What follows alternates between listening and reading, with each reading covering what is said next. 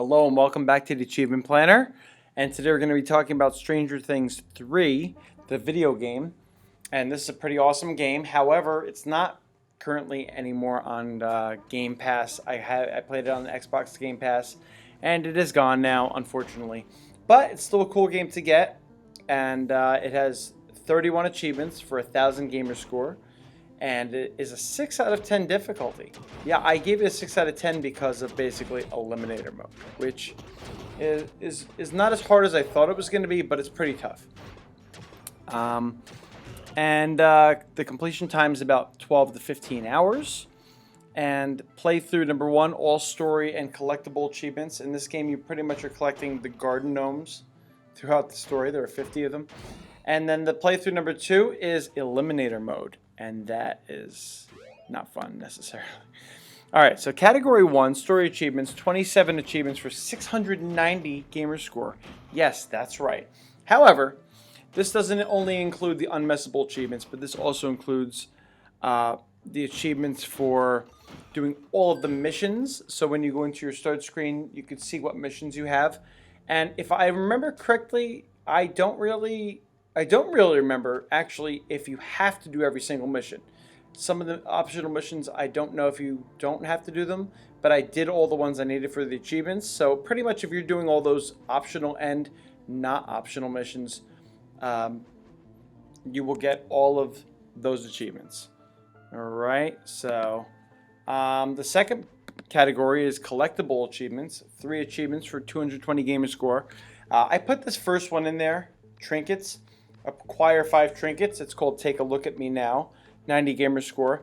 And I put that in there because you have to get 5 trinkets. I feel like throughout the game you'll probably get more, but really, you know, I didn't combine too many. What you do is you pick up a bunch of things and you can combine them to make combination trinkets.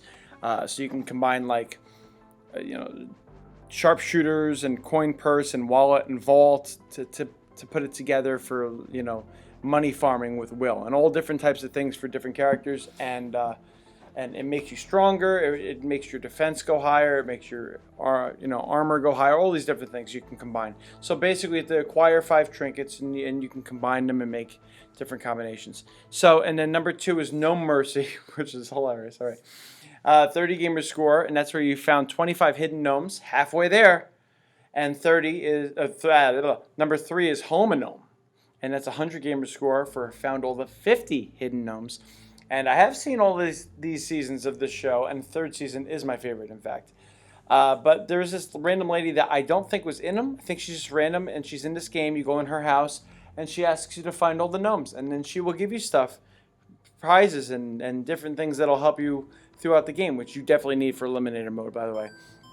So yeah. So you just find all these gnomes, and some of them were pretty hidden. They're hidden pretty well. So I'm going to put up a guide for that, and that guide can help you find all of them.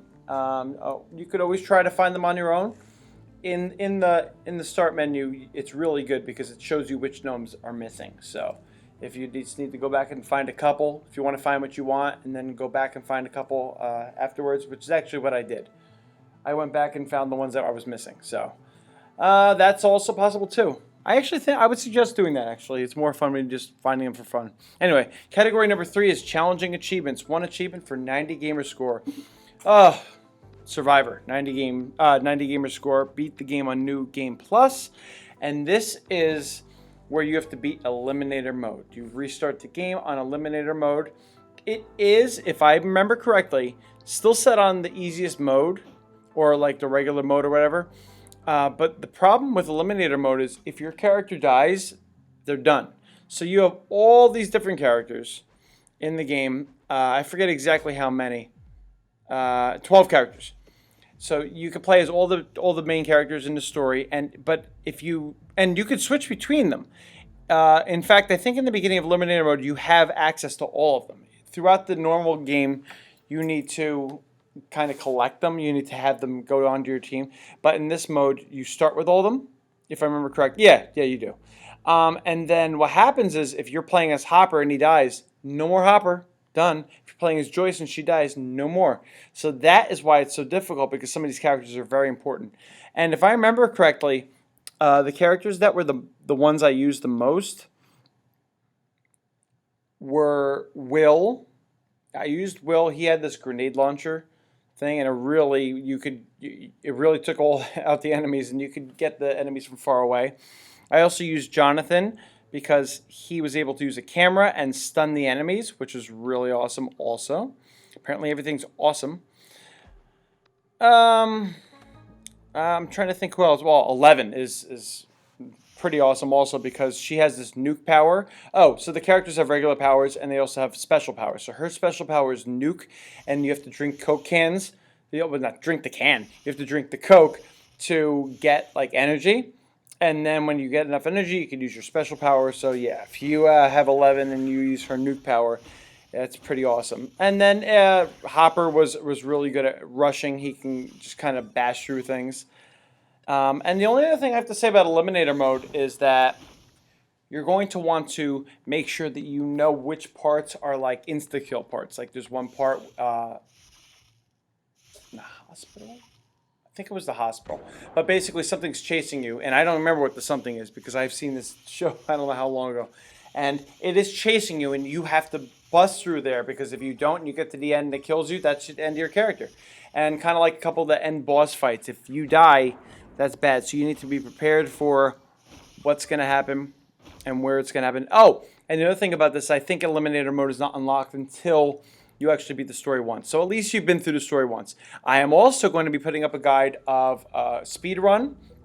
Not my speed run. I actually didn't get a recording of me doing this, unfortunately. But I will put up a speed run of, I think, Eracy Die. I think that's how you say the name. And it looks like, it was an hour and a half speed run. So you could get through it that fast. And that's about that. This game is awesome. I really enjoyed it, and I don't normally like games like this too, but the music was really awesome, and it was creepy, just like Stranger Things is. And yeah, that's about that. I hope you enjoyed this game, if you get it, and I'll see you later on the Achievement Planner.